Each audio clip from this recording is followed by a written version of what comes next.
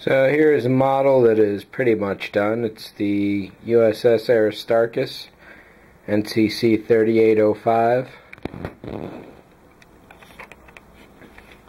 I say kind of done because there is one more thing I really need to do on this, and that's to finish off this toe pad. Right now I just have it simply nailed in there and the color is steel instead of Starfleet gray, so that needs to change. There's also a fairly good seam down there, as you can see, and the technique that I need to use to repair that is available to me, but I don't want to practice on this build to learn it. So overall, this was definitely a good learning experience, but it came out incorrect. Probably from here you can see how bad the engines are kicked off to the side, and that's the primary reason why I won't be putting a tug on there because the tug would have to either be in line with the impulse engine, or it would have to be in line and be crooked, or it would have to be in line with the engines and be crooked.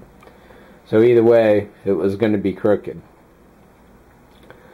A lot of the extra decals I put down on here were the secondary hull one. I figured that little white and red square goes between the engine pylons there, so why not put it here? And as it happened, the rest of it all lined up pretty nicely.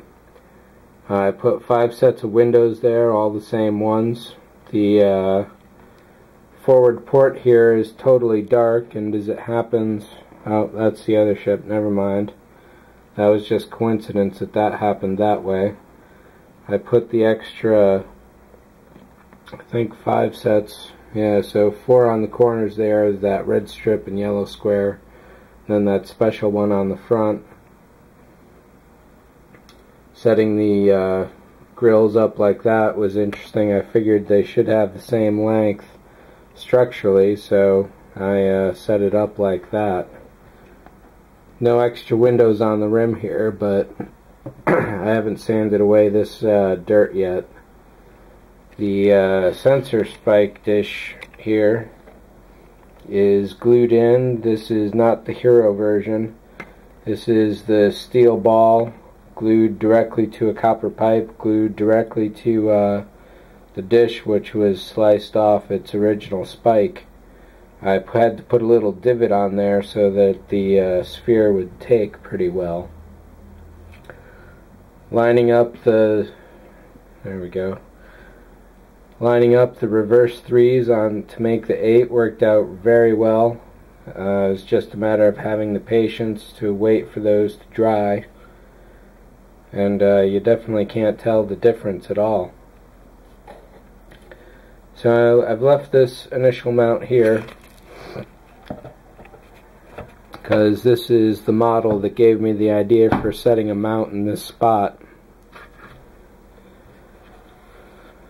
So I'll get a few nice shots of this later on. But essentially, as long as you don't pretty much go over this angle, this bridge idea works pretty well. Maybe I'll stabilize some footage later on.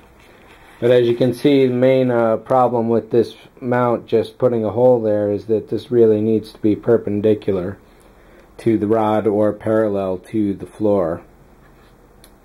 So that's simply not acceptable for it to droop like that, which is what led me to Pompeii, which has come out a lot better.